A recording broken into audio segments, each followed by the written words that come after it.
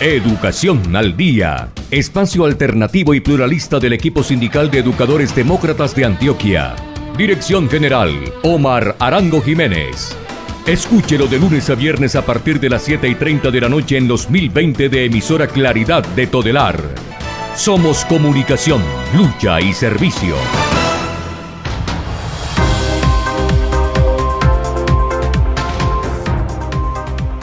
Hola, ¿qué tal, amables oyentes de Educación al Día? Muy buenas noches. Les recordamos que este es el espacio radial del equipo sindical de educadores demócratas del departamento de Antioquia. Mi nombre es Karina Arango Carbonó y hasta ahora les doy la bienvenida a este espacio radial para la educación y temas de actualidad. A esta hora saludamos a quienes nos sintonizan a través de www.educacionaldia.com.co, también a través de nuestro canal de YouTube Educación al Día. Les recordamos que estamos en cadena con Radio Farallones y la cadena HSCH. Bienvenidos.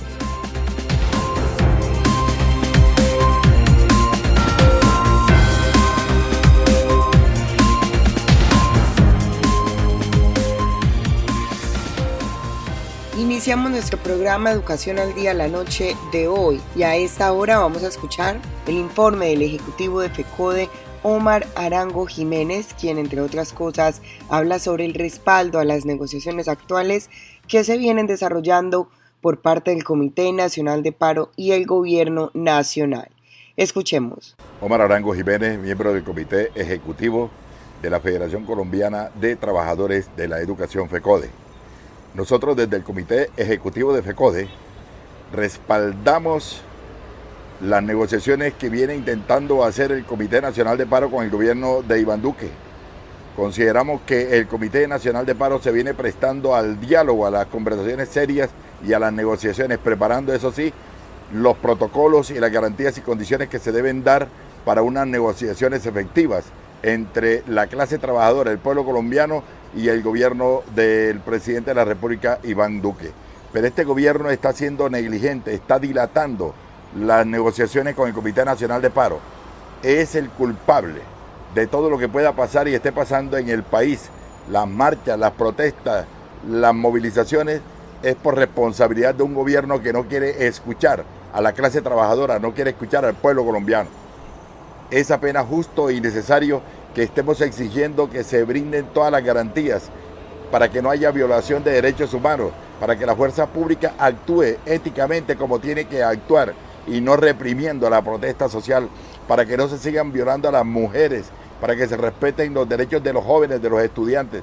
Esas condiciones previas son necesarias para poder iniciar unas negociaciones que se deben iniciar lo más pronto posible y el gobierno las ha dilatado hasta próximos días y no define de manera inmediata la agenda y el cronograma, la metodología de negociaciones del pliego de emergencia que tiene implícita la pelea, la lucha por una mejor salud para el pueblo colombiano, el respeto a los derechos de los trabajadores colombianos, no reforma laboral, no reforma pensional, derogatoria de toda la cantidad de medidas y normas que ha expedido este gobierno en medio de la pandemia, el respeto a las mujeres que vienen siendo violadas por algunos agentes de la fuerza pública.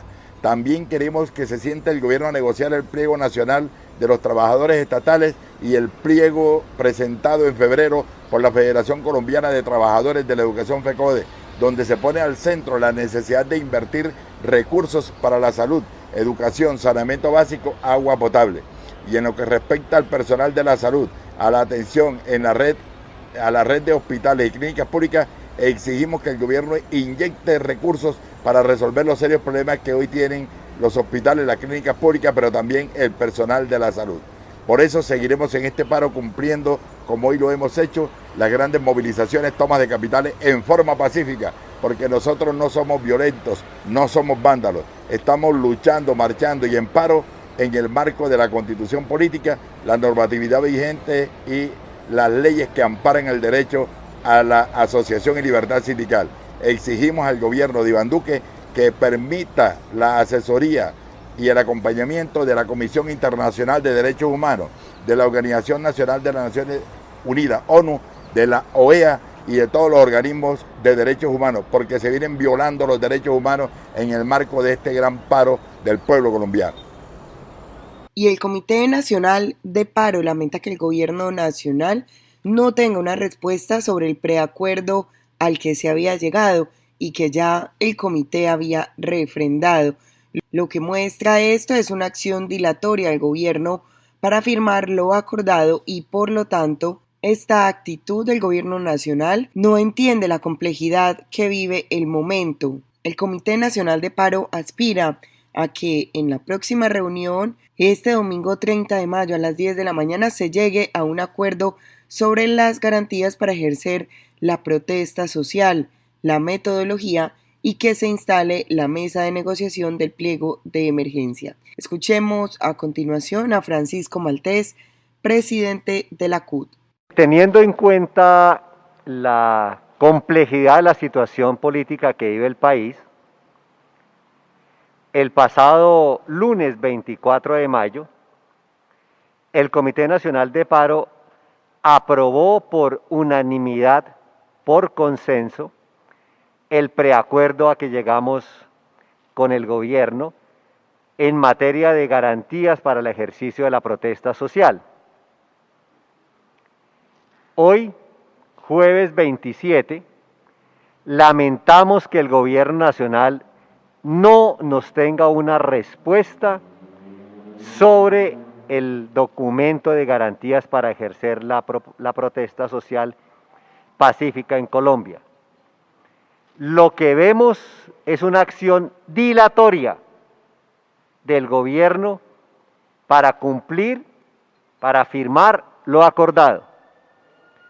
Y por lo tanto esa actitud dilatoria que no entiende la complejidad que vive el momento hace que el responsable del paro, por supuesto, sea el gobierno del presidente Duque, que se niega a firmar el acuerdo de garantías y no nos ha dado, por lo tanto, una respuesta sobre en qué fecha se debe iniciar la negociación del pliego de emergencia. Hemos acordado una nueva reunión para el domingo a las 10 de la mañana, previo a la entrega del documento que nos hará el gobierno sobre las líneas, sobre el preacuerdo.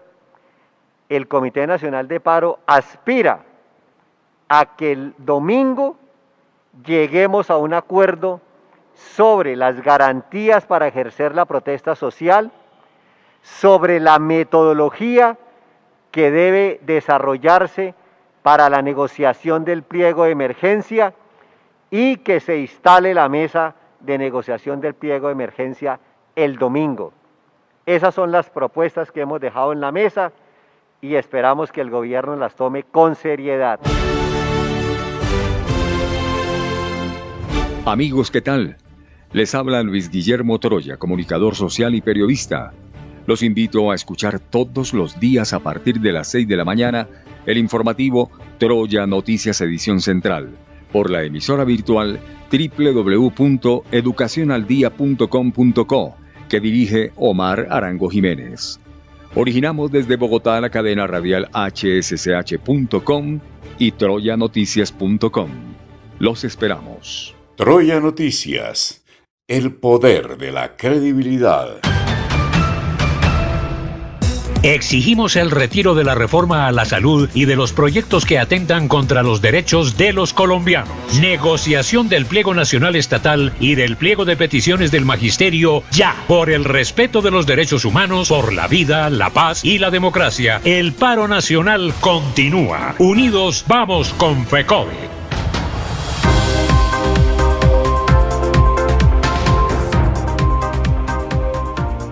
Y estamos de vuelta aquí en nuestro programa Educación al Día y vamos a continuación a escuchar algunas reflexiones que realiza la ejecutiva de FECODE, María Eugenia Londoño, sobre el Fondo de Salud y Pensiones del Magisterio Colombiano.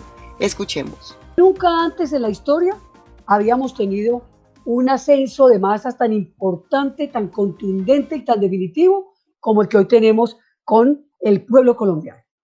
Señalar con unas precisiones concretas y es que esta crisis no es una crisis coyuntural, es estructural. venía de atrás.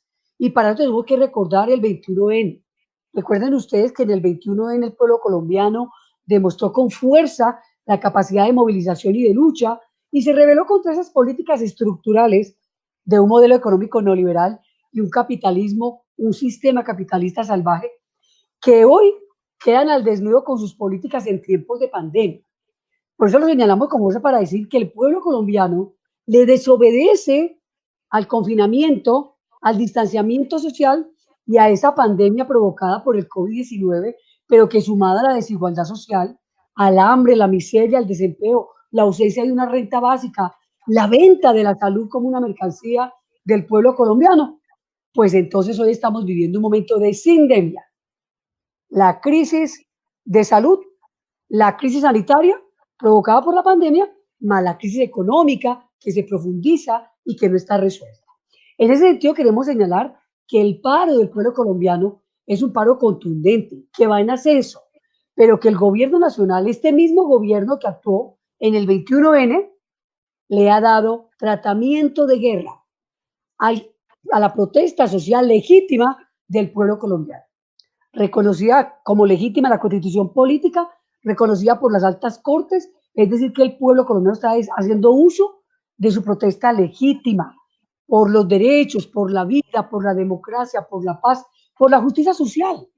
Y por eso tenemos que señalar la fuerza y la contundencia del paro en un momento donde el gobierno tensa toda la militarización del pueblo colombiano, tensa a través del terrorismo de Estado y del miedo, la arremetida contra ese pueblo, esos jóvenes que en primera línea están resistiendo, campesinos, indígenas, taxistas, amas de casa, comunidad LGTBI, mujeres, niños, niñas, que estamos en la calle defendiendo efectivamente las condiciones de vida digna de este país. Por eso estamos señalando que desde el Comité Nacional de Paro, el cual en este momento está sentado a la mesa con el gobierno, planteando negociación, pero negociación sobre la base de unas líneas rojas. Unas líneas rojas que significa que el gobierno genere garantías reales de desmilitarización de la protesta social, que no haya más criminalización de la protesta social, que pare la masacre contra el pueblo colombiano, que pare las violencias basadas en género, que nos digan a dónde están los casi 600 desaparecidos y desaparecidas, que nos responda por esos más de 50 muertos por la arremetida de la fuerza pública, que nos diga efectivamente a dónde están las garantías en un Estado social de derecho para la protesta. Aquí entonces acabamos de leer cómo se plantea por parte del Comité Nacional de Paro que la negociación se tiene que centrar en quién, en esa gente que está en la calle con hambre, en esa gente que está en la calle no importa el contagio, sino reclamando comida, condiciones de vida digna para el pueblo colombiano, para nuestros niños, niñas y jóvenes. Por eso entonces le decimos a ese paro total resistencia, fuerza, contundencia. Vamos a fortalecerlo porque ese paro tiene que ver todo con el magisterio colombiano. Y aquí entonces quiero entrar en materia para señalar que sin siquiera haber empezado a negociar, una negociación que históricamente este gobierno ha cumplido, una negociación que tiene al centro un pliego de emergencia. El pliego de emergencia es el mismo que se radicó el año anterior y no se ha movido, no se ha materializado, no se ha concretado. Aquí quiero señalar entonces cómo el pueblo colombiano logra que se aplace la reforma tributaria. Importantísimo, fundamental cuando la reforma tributaria está mandatada por la banca multilateral, cuando la reforma tributaria busca de fondo que Colombia se pueda endeudar más con la banca multilateral, una deuda externa que nosotros no la hemos sentido, pero que tenemos que pagarla, y con 50 billones de corrupción al año. Es decir, el retiro de la reforma tributaria la logra el pueblo colombiano en las calles. De igual manera, la matrícula cero para estatus 1, 2 y 3, eso no sale por el azar, eso sale por la lucha del pueblo colombiano. Así también se expide el decreto 644, que plantea vacunación para el magisterio colombiano desde la semana anterior. Carajo, eso es tan importante porque lo tenemos que señalar como un escenario de disputa. La vacuna es un escenario de disputa que significa que sin la vacuna tendríamos un elemento sine qua non, un motivo sine qua non para negarnos a la alternancia como una política de muerte. Es que logramos el retiro del proyecto de ley 010, un proyecto de ley 010 que no iba a modificar la ley 100 del 93, un proyecto de ley 010 que estaba fortaleciendo y profundizando el negocio de las grandes EPS, convirtiéndolas en aseguradoras, ahogando la red pública, la poca red pública que queda, comparando ese modelo del 010 con el modelo de salud de Estados Unidos, que desampara al paciente, pero que además golpea de manera directa los derechos del sector trabajador de la salud. Es decir, que ese proyecto de ley 010 estaba planteando a esas aseguradoras en las que se iban a convertir las EPS, entre menos pacientes ustedes atiendan, mayor ahorro, mayor ganancia. Es decir, aplace procedimientos, aplace cirugías, aplace medicamentos y viven como la salud del magisterio. Es decir, que el problema de la salud es un problema estructural y se tiene que resolver estatizando la salud, que sea el Estado el que se encargue de responder por la salud como un derecho fundamental. Y ese 010 impactaba el régimen especial del magisterio colombiano. Gravísimo. Eso significa que lo que pasó ayer, el archivo del proyecto de ley 010, es otra ganancia indiscutible del pueblo colombiano en las calles sin haber negociado, sin haber iniciado la negociación.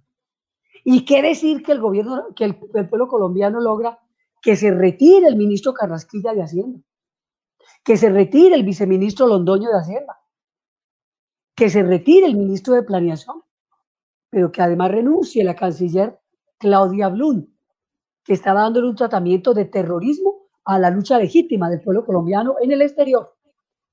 Y hemos logrado además que toda la comunidad internacional ponga sus ojos en Colombia. Europa, la ONU, Human Rights Watch, el mismo Estados Unidos, del cual Colombia es el patio trasero, le ha planteado a este gobierno: o para la masacre o le quitamos la ayuda que le hemos dado históricamente. Es decir, compañeras, compañeros, que parar sí vale, que el pueblo unido jamás será vencido y que la lucha nos da lo que el Estado nos niega. Así es pues que con resistencia seguimos en la calle. Y por eso desde FECODE tengo que entrar a decirles por qué el magisterio colombiano debe hacer como suyo ese paro nacional. Primero, porque el magisterio colombiano hoy tiene una seria amenaza definitiva. Detrás de la alternancia, detrás de la política de alternancia emanada desde la directiva número 11, que es una norma de rango inferior, que atenta contra los preceptos constitucionales, como el derecho a la vida, artículo 11 de la Constitución Política, detrás de la alternancia está el afán definitivo, como política de este gobierno, mandatada por la OCDE, de privatizar definitivamente la educación pública estatal. Y ustedes han visto por todas las redes que esta semana ha circulado el proyecto de ley 094. Es que el proyecto de ley 094 legitima que un padre de familia, una madre de familia, cualquier persona con 5 horas de clase diarias y con un salario mínimo pueda educar a su hijo, precarizando la labor docente, tercerizando la labor docente, desconociendo nuestra profesión, pero además descargándose de algo que es fundamental y estructural, que es la reforma constitucional del sistema general de participaciones, para un crecimiento real y progresivo de los recursos para salud, educación, saneamiento básico y agua potable. Es decir, que hoy viene por la educación pública estatal a privatizarla de manera definitiva, y por eso señalamos la alternancia como una política de muerte que pretende privatizar la educación pública estatal y las condiciones de vida del magisterio colombiano, desconocerlas, además poner la salud y la vida de la comunidad educativa del magisterio en definitivo riesgo. En ese sentido, el paro es del magisterio porque tenemos un pliego de peticiones, es decir, que hay una mesa sectorial que está sumada al contexto del pliego nacional del Comité Nacional de Paro, el pliego de emergencia, del pliego de estatales, pero también el pliego especial del magisterio colombiano. Hoy, al calor de la lucha, hemos decidido que vamos a exigirle al gobierno que expida los decretos pactados en el 2019 que ya tenía listos. Proporcionalidad de la prima vacaciones, bonificación pedagógica que este año viene por el 19%, que expidan urgentemente y se defina el incremento salarial para el magisterio colombiano para este año, que se defina el ascenso y reubicación y que de una vez se expida el decreto para el curso de los 8.000 maestros y maestras que desde la tercera cohorte están esperando ese curso.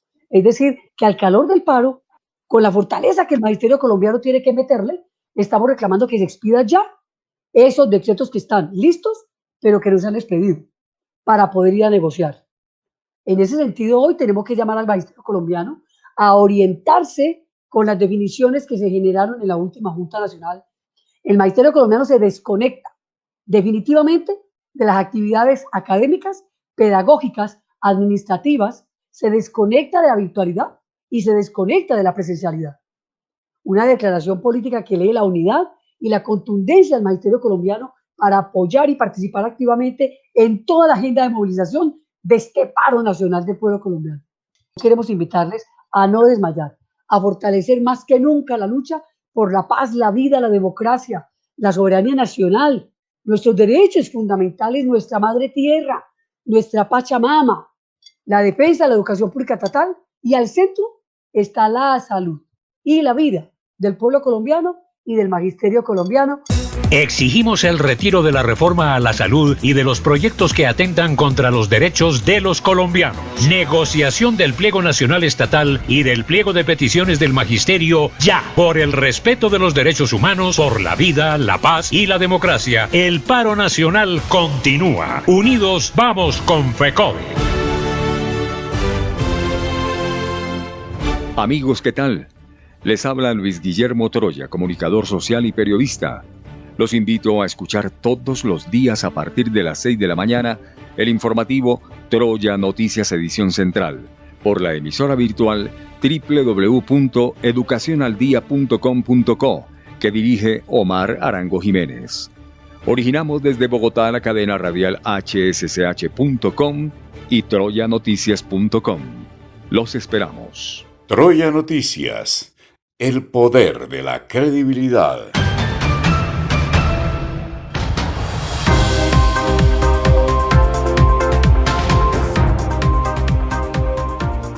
Y seguimos con más información aquí en nuestro programa Educación al Día. Y a propósito de las prestaciones sociales del magisterio, el ejecutivo de FECODE, Omar Arango Jiménez, estuvo en entrevista con el ejecutivo de FECODE, Domingo Ayala. Así que vamos a escuchar a continuación esta importante entrevista que aclara algunas de las inquietudes más frecuentes por parte de los docentes colombianos en términos de prestaciones sociales.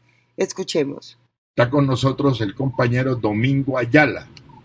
Domingo Ayala es exdirectivo de Ademacor, donde están sus ancestros, y hoy ejecutivo de FECODE. ¿Cómo ha sido el proceso de las prestaciones, Domingo? Domingo Ayala, entonces, bienvenido. Muchas gracias, Domingo. Hoy vivimos unas situaciones difíciles, no simplemente en Colombia, sino a nivel mundial. Recordemos que desde hace mucho tiempo se viene desarrollando un modelo neoliberal que todo lo vuelve negocio. Y uno de los elementos fundamentales que ha luchado y es la supervivencia de los trabajadores es precisamente el trabajo. El trabajo como tal, y miremos desde las épocas históricas, desde la sociedad primitiva, pasando por el esclavismo y el feudalismo, siempre el trabajo ha sido un elemento importantísimo para el desarrollo de la humanidad. Desde luego, hay condiciones diferentes dependiendo los modelos de desarrollo, los modelos de producción que se han venido desarrollando y que de alguna manera han esclavizado, en el caso pues del esclavismo, que solo se tenía derecho ni siquiera a la vida. Las condiciones de trabajo simplemente eran por mantener a la gente, lo mismo en el feudalismo, en la situación de una parcela para vivir el siervo en condiciones simplemente de supervivencia, pero la gran producción en la gran hacienda y el desarrollo del capitalismo como tal nace a raíz de las fábricas, de los talleres, y donde simplemente el que llega a ese estadio solo tiene una fuerza de trabajo. Por eso la fuerza de trabajo es muy importante, y en el desarrollo del capitalismo más, porque precisamente en la medida en que se tienen unas condiciones dignas para el trabajo, eso también va generando situaciones dignas de existencia y de bienestar. Por eso es importante. Recordemos que en el capitalismo naciente sometían a los trabajadores a 15, 16, 18 horas de trabajo, sin ningún tipo de prestaciones. simplemente se le pagaba un salario, lo que se llama esa forma inicial, pero sin ese trabajo no tenía ninguna otra garantía, sino que simplemente le pagaba el salario en condiciones precarias y de ahí se tenía que subsistir, de ahí dependía la salud, de ahí dependía que él mismo se pudiese prolongar la vida. No nació sin cesantía, sin pensiones, sin derecho a la recreación, de nada de eso. Así se inició el trabajo, pero los trabajadores no se pusieron a llorar frente a eso.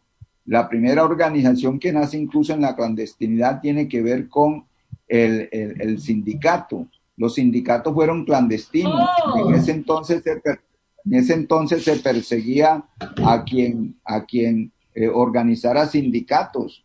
Y aparece incluso en esa época también los esquiroles, los que denunciaban a los dirigentes sindicales porque estaban organizando la lucha para reclamar mejores condiciones de vida. Y ahí aparece incluso la huelga. Y mirando en ese recorrido histórico, conocemos lo de los mártires de Chicago, que tuvieron que realizar una huelga y se tomaron las calles, igual como está ocurriendo hoy. Lo que entonces también le decían vándalos, le decían terroristas, porque el régimen de alguna manera estaban reclamando derechos, pero ustedes saben que los estados generalmente los controlan, los han controlado los que tienen las maquinarias, los que tienen el poder económico y colocan ese estado al servicio de sus intereses. Y entonces aquel que reclamaba mejores garantías era subversivo. ¿Y cuántos no asesinaron? Incluso ustedes recuerdan que en la historia de los mártires de Chicago hacen, como dice uno, como están haciendo ahora, penetraron las marchas, asesinaron unos policías y luego a los líderes de ese entonces los condenan a la horca, los asesinan. Así mismo está ocurriendo, esto no es nuevo de esta lucha y solo después es cuando se logra demostrar la inocencia y se logra demostrar el montaje que se hace. Hoy se está haciendo el mismo montaje, que entonces que los jóvenes son los vándalos que infiltran a la gente y luego aparecen de que están generando situaciones contra el orden público, contra el problema de que están bloqueando, que la economía, toda esta serie de situaciones. Y uno ve el caso del Centro Democrático que permitió que los Estados Unidos bloquearan a Venezuela. ¿Cuánta gente no se vino de Venezuela por el problema del hambre? En fin, toda esta situación y entonces le echan el culpa a un régimen. Aquí en este caso la culpa se la echan a los organizadores, en este caso del Comité Nacional de Paro. Pero guardando las proporciones es lo mismo. Aquellos de que han luchado por la justicia, en misma situación de Jesús como persona, cuando se enfrenta al Imperio Romano, ¿qué es lo que ocurre? Lo condenan a la muerte. El problema y lo ordenan legalmente. El problema que ustedes conocen de la cruz es porque precisamente quien cometió un delito lo montaban en una cruz para que ahí se disecara y ahí muriera. Eso fue lo que ocurre. Y eso no es nuevo y esa lucha siempre se ha dado de los poderosos contra los humildes y aquellos que reclaman mejores condiciones de vida. Y esa ha sido la actitud permanente en la historia de la humanidad. Y mire entonces cómo se van reivindicando una serie de derechos precisamente para que el trabajo, que es la única fuerza que tiene de subsistencia un trabajador, un obrero, pueda vivir de ello. Y entonces empieza toda una lucha. Y una lucha se va consagrando, y aquí eso es muy importante, lo que se denomina el derecho al trabajo. En Colombia existen unas leyes, pero las han deformado, el Código Sustantivo del Trabajo. Importante porque consagra una serie de derechos. Pero en el caso de la Constitución de 1991 se plantea lo del Estatuto del Trabajo. Ese Estatuto del Trabajo, tirando al trabajo como derecho, no se ha logrado concretar. Esa es una de las deudas que hay pendientes y que necesitamos de verdad desarrollarla. ¿Qué significa entonces el trabajo como derecho? el trabajo como derecho tiene una situación principal, es cómo logramos la estabilidad. Esa es una parte importantísima. Pero el trabajo como derecho tiene que permitir que en la medida en que se da en las fuerzas sociales de producción, en el caso del capitalismo, hay una gran contradicción antagónica que se llama capital-trabajo, capital-trabajo. Y aquí es bueno aclarar, no es lo mismo capital que dinero. En términos de dinero, 100 pesos, pero le pagan 80, significa que hay una ganancia sobre ese trabajo de 20 pesos, en el ejemplo que le estoy colocando. Esa ganancia que se da se llama capital, por eso todo capital es injusto. Incluso ha llegado a deformar los términos que en la mayoría de las ciudades le colocan el nombre de capital. Esa es una forma de ocultar, ese es como el caso de los falsos positivos. Son términos que usan para disfrazar la realidad. Y entonces confunden, y se ha confundido siempre capital y dinero. Uno dice, ¿cuánto de capital tienes? Un trabajador, ¿qué capital va a tener? Porque no, él tiene un dinero que se gana producto del trabajo. Quien tiene capital son los empresarios que acumulan riqueza producto del trabajo. Pero como esta es la contradicción antagónica en un sistema capitalista, se plantea en la medida en que el trabajador genera mejores oportunidades de bienestar, indiscutiblemente disminuye la ganancia del capital. Pero en la medida en que se quitan derechos a los trabajadores, entonces aumenta la ganancia del capital, y en la medida en que el trabajador gana mejores derechos, disminuye la ganancia del capital. Por eso esa es la pelea permanente entre un trabajador y un empresario, y desde luego los trabajadores con el Estado, que actúan como patrón, y actúan como patrón al servicio de los grandes patrones, de los grandes magnates, que utilizan el Estado para sus beneficios. Y entonces esa es la lucha permanente. Por eso es que cuando hablamos de derechos, el nombre lo indica. ¿Qué significa derecho? Derecho significa acceder en forma directa. Uno dice muchas veces dice, voy derecho a tal parte. Derecho, el camino más corto. Derecho en términos políticos y sociales significa reivindicaciones y genera bienestar. Por eso una sociedad de derecho es esa. En la medida en que se tienen derechos, se tienen niveles de bienestar. El derecho es eso. La Constitución del 91 habla de un Estado social de derecho. O sea, ¿cómo constituimos una sociedad de derechos? De tal manera que la población pueda acceder a esos servicios en forma rápida y directa. ¿Y cómo se consagran esos derechos? A través de leyes, a través de las constituciones. Y aquí es muy importante mirar esta parte del derecho. El derecho, ¿cómo se conquistan? Y siempre se han conquistado a través de la lucha. Los pueblos se han organizado. Cuando uno habla de pueblo, no significa que ahí está el patrón. El pueblo es la gente humilde. ¿Y cómo se mejoran las condiciones? En la medida en que se van ganando derechos. Y un derecho fundamental para el bienestar del trabajador es el mismo trabajo. El mismo trabajo. Por eso, para el trabajo se deben entonces conquistar alrededor del trabajo muchos derechos. Por decir algo, uno le trabaja durante un determinado tiempo y durante una determinada edad a un patrón o al gobierno. Pero cuando se retira, entonces antes, incluso en Colombia, antes de la ley sexta del 45, no se tenía el derecho a lo que uno llama me retiro, y entonces para que me den un recurso para subsistir después que me retire. Después del trabajo, después de esa parte cesante. Y eso se llama cesantía. ¿Y qué significa cesantía? Cesantía significa en términos concretos que yo le produzco al patrón, y producto de ese trabajo mío que le genera riqueza al patrón, ahí voy acumulando un recurso para cuando yo me retire en forma definitiva. Y entonces Eso es lo que se conoce con el nombre de cesantía.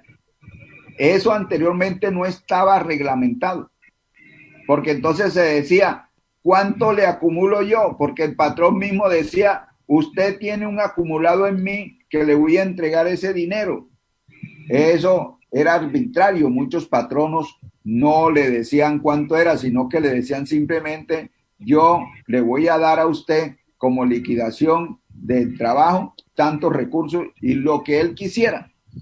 Eso se logró, por ejemplo, en Colombia y en la mayoría de los países del mundo se logró reglamentar en leyes. Y consiste que mensualmente de su trabajo, mensualmente de lo que usted gana, el patrón acumula una cesantía del 8.33% mensual. De tal manera que ese 8.33% mensual significa una 12ª parte anual de lo que usted va acumulando y el patrón le tiene esa plata. Antes no existían los fondos para ir depositando esa plata, sino que el patrón mismo le guardaba la plata, como dice, en su bolsillo y cuando se retiraba, entonces le entregaba. Y a muchos patrones incluso mandaban asesinar a los trabajadores para no pagarles. Los desaparecían, fundamentalmente en el campo. Ocurría esa situación y entonces decían que eran situaciones del diablo, que desaparecían a los trabajadores y no aparecían.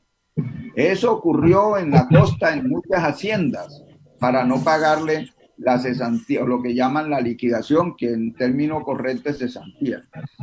Y luego, aquí en Colombia, en la ley sexta del 45, entonces se crean lo que se llaman unos fondos para depositar ese recurso. Y entonces, eso que ya se le dijo al patrón, no señor. Y entonces, antes esa plata la guardaba el patrón.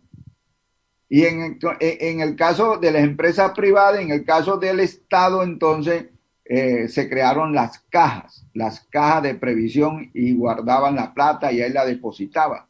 Y yo recuerdo que el sector privado aquí en Colombia se creó el Seguro Social. Y cuando usted se retiraba, esa caja, le entregaba a usted la cesantía definitiva para que usted iniciara una vida, ya no iba a tener un salario como trabajador. Con relación a la cesantía, quiero decirle algo. A pesar de que, si ustedes revisan la ley sexta de 1945, esa solo hablaba de una cesantía definitiva. Y en términos se conoce con el nombre así común como liquidación. Y luego empezó los trabajadores una lucha y decían, bueno, ¿y por qué no me entregan antes de yo retirarme una plata? Y es cuando se llegan a unos acuerdos producto de una huelga ferroviaria que lideraron los ferrocarriles, que eran los fuertes en ese momento en la economía del país.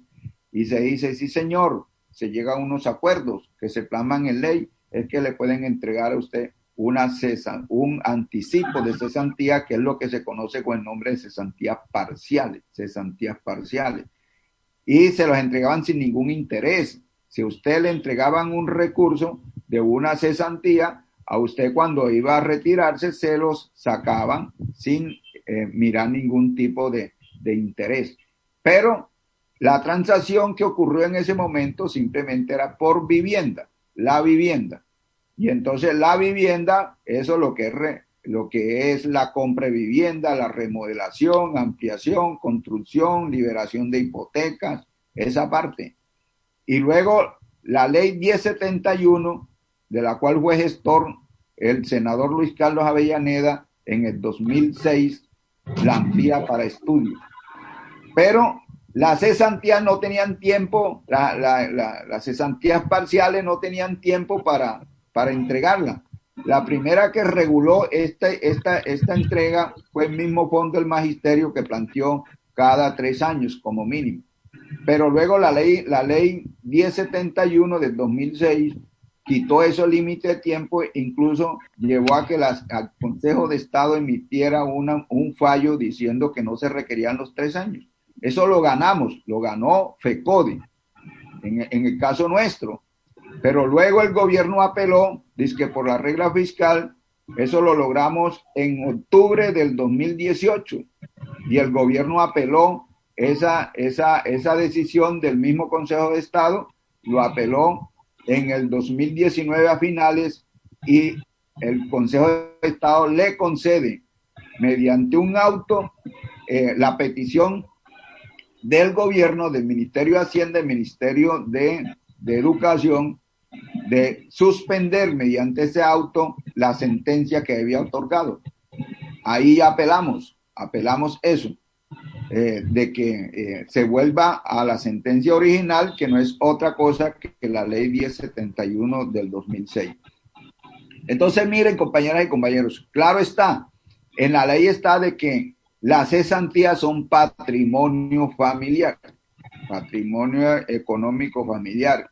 Por eso es que cuando un docente debe una plata y le dan cesantía o tiene un conflicto con la esposa y los hijos, de inmediato le sacan la plata de la cesantía porque ese es patrimonio. Y además debe invertirse para la cual se solicita en esta situación. Eso con relación a lo de cesantía. Pero no bastaba tener la cesantía para luego de que uno se retire, tener un recurso que le permita a uno, como dice uno, vivir, porque ya no tiene, como dice uno, el salario. Hay otro tipo de prestación muy importante para dignificar el trabajo, que significa la pensión. La pensión no ha sido fácil conquistarla, compañeras y compañeros. Esto ha costado muchos asesinatos, ha costado crímenes, porque entonces se decía, pero si yo le he trabajado durante toda mi vida, ese patrón me ha sobreexplotado, hoy él maneja una riqueza enorme y yo en la pobreza, ni por lo menos porque el salario solo me permitió sobrevivir con mi familia. ¿Y qué pasa de aquí en adelante? ¿Cómo queda la vida? Eso dio una lucha enorme, lo que es la conquista de la pensión. Y entonces se establecen unos tiempos para la conquista de la pensión. En el caso nuestro, inició este derecho con 50 años de edad, 20 años de servicio, desde la ley sexta del 45.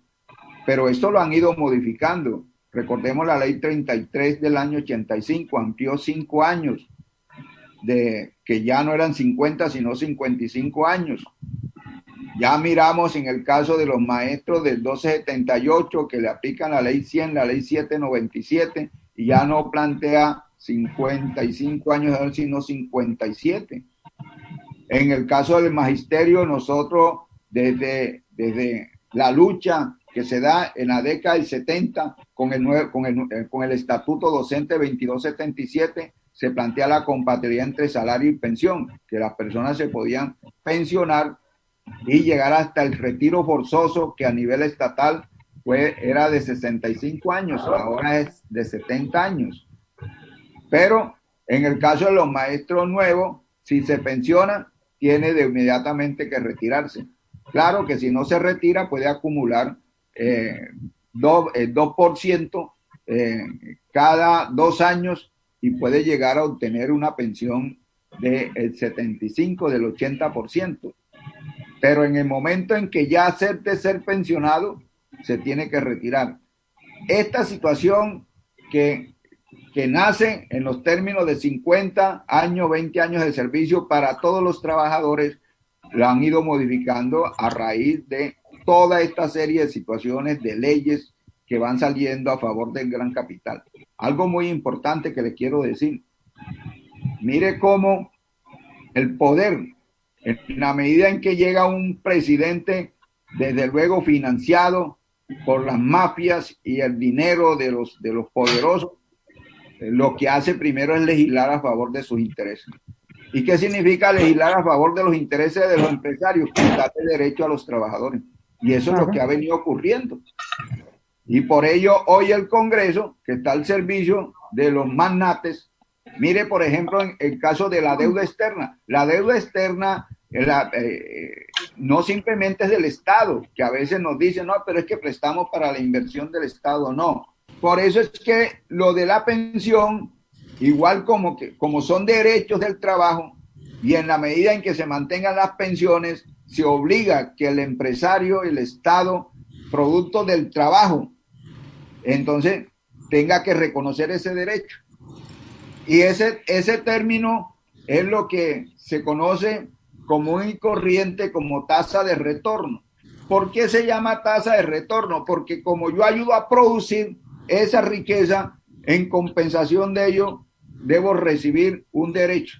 Y ese derecho, que también se conoce en el nombre también de la cesantía, todo y lo que es la pensión, todos estos dos derechos se denominan tasa de retorno. Eso es muy importante. ¿Y cómo se ha mantenido? Con la presión y la movilización. Pero claro está, en muchas partes y aquí en Colombia, esos derechos han sido disminuidos, producto del poder del Estado, de los gobiernos que se colocan al servicio del empresario. La lucha más titánica en toda la historia de la humanidad significa el trabajo, la relación de trabajo con la relación de patrón, el dueño de la riqueza, de los medios de producción. Por ello es una lucha antagónica. Cuando uno desarrolla una lucha de los trabajadores, compañeras y compañeros, significa que de alguna manera, y así se expresa, subvertimos el orden en el sentido de la protesta, de la huelga. Y algunos nos dicen, bueno, ¿y qué pasa en esta huelga? Las huelgas generalmente se inician, a veces no se sabe en qué va a terminar. Si se pierde una huelga, se pierde la estabilidad y pueden golpear a la organización. Todo depende de la fuerza que se tenga para obligar a negociar. Eso es muy importante tener en cuenta. A mí ahora me preguntan, bueno, ¿y qué va a pasar aquí en esta huelga que llevamos 28 días? ¿Y qué va a pasar? No, aquí necesitamos es mantenernos, compañeros y compañeros, en esta lucha. Porque si nosotros levantamos esto sin tener un acuerdo de que no va a haber represalia, compañeros, nos van a condenar. Y entonces necesitamos, como dice uno, mantener la fuerza para cuando lleguemos a los puntos de la negociación, el último punto de cualquier acuerdo de tipo sindical, de una huelga o de unos paros, es de que no habrá represalia. Nosotros incluso, voluntariamente, como quiera, que siempre hemos defendido la educación pública, le hemos dicho, es una actitud de los dirigentes, del sindicato, del caso pues de FECODE, que representamos a cada maestro en el lugar, maestra en el lugar más lejano que esté. Uno dice, vamos a cumplirle a los estudiantes con relación porque somos defensores del derecho de los niños, y le decimos, vamos a hacer una reposición en los términos nuestros. Eso lo hacemos nosotros, pero no porque el gobierno nos obligue. Muchas de estas situaciones lo hacemos por defender la educación de esos niños que son los hijos de los pobres, los que están en los colegios. Y entonces, en esta situación de las pensiones, mire cómo ha sido la situación histórica para lograr. Eso ha costado mucha vida. Porque en la medida en que el patrón se quita el no reconocimiento de una pensión, compañeros, ¿cuánto significa mantenerle la vida al trabajador? Y no simplemente al trabajador, sino que si llega a desaparecer, se logró lo de las sustituciones pensionales. Se logró para los hijos menores de 18 años, para el cónyuge. A la ausencia de los hijos del cónyuge están los padres. Y está el otro, los hermanos que están inválidos.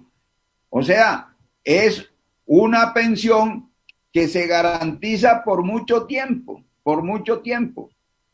Y eso no ha sido fácil mantenerlo. Eso ha sido una lucha y ha sido un producto de las huelgas y ha sido producto de los acuerdos, de las negociaciones colectivas. En el caso de magisterio no teníamos negociación colectiva. Eso se logró a través de un convenio de la OIT, que aplicó entonces una ley, la 411 en Colombia, que planteó y de ahí sale el decreto 160 en la negociación colectiva. Eso tampoco es fácil. Bueno, y entonces esa situación es muy importante de tener en cuenta. Entonces ya llevamos dos aspectos principales que dignifican el trabajo: la cesantía y las pensiones. Pero antes, por ejemplo, un trabajador caía enfermo. Y entonces el patrón le podía dar permiso o lo podía despedir. Y le decía, bueno, tiene que ir usted a buscar su salud. No tenía derecho a la salud. Y entonces, una de las luchas que lideran los trabajadores es la salud. Para que entonces el patrón y el Estado garantice la salud. Y ahí incluso este derecho de la salud, que fue inicialmente para los trabajadores que lo conquistaron en sus convenciones, en sus luchas y en las huelgas, se extendió al pueblo colombiano. Y es lo que se conoce con la salud pública. Y aquí es donde se obliga al Estado a crear los hospitales. Eso también es muy importante mirarlo, porque no basta decir que los derechos de los trabajadores que hemos conquistado en la huelga, en los paros, en las movilizaciones, ha servido solo para los trabajadores, no para el pueblo. Porque entonces se han logrado negociaciones más allá de los intereses de los trabajadores, como es la creación de los hospitales, el nombramiento de los médicos, de las enfermeras, de las farmacias como derecho. Eso es importante. Desgraciadamente en Colombia, a raíz de la ley 100 del 93 de Álvaro Uribe Vélez, se crearon las famosas EPS. Ya nosotros incluso en el año 89, cuando venía todo el proceso de privatización de la salud y que se fueron acabando las cajas de previsión social para responder por las cesantías y pensiones, se logra conquistar el fondo del magisterio. Fueron alrededor de 9 años de lucha para conquistar el fondo del magisterio, que es un fondo estatal, para que garantizara la salud y todas las prestaciones económicas de las cuales le he estado hablando. Y entonces esta parte es importantísima, el derecho a la salud. Y el derecho a la salud es un derecho público que se conquista para el resto de la comunidad. Eso no se puede olvidar en el recorrido histórico que yo le estoy diciendo. Y claro, en esta situación de la salud que se venía desarrollando como derecho, a raíz de la ley 100 del año 93, se consagra como una mercancía. Así como han querido estrangular el trabajo como mercancía, flexibilizándolo, entonces así también el problema de la salud. Ahí estamos en este proceso.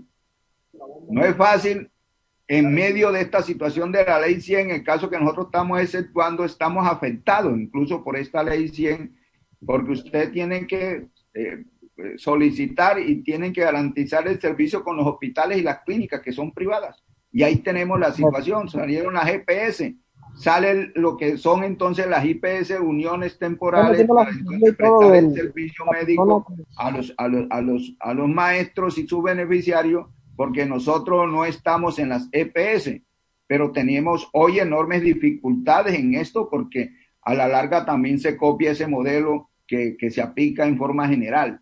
Y ahí estamos resistiendo y estamos diciendo que a través de veeduría, todo este esfuerzo de denuncia, a través de incluso Defensor del Pueblo, que estamos construyendo ya la propuesta para que se aplique y se pueda vigilar en mejores condiciones.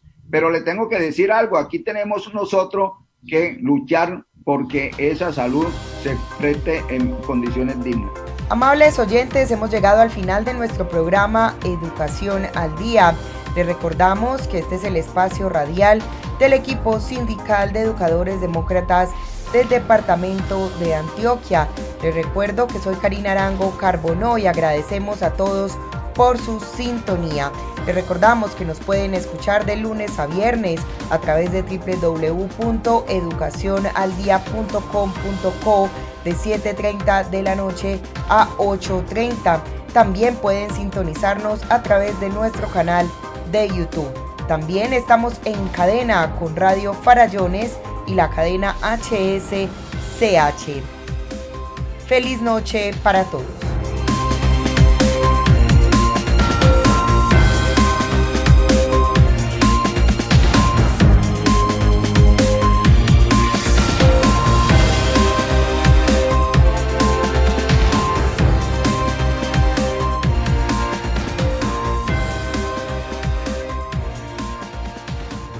Educación al Día, espacio alternativo y pluralista del equipo sindical de educadores demócratas de Antioquia.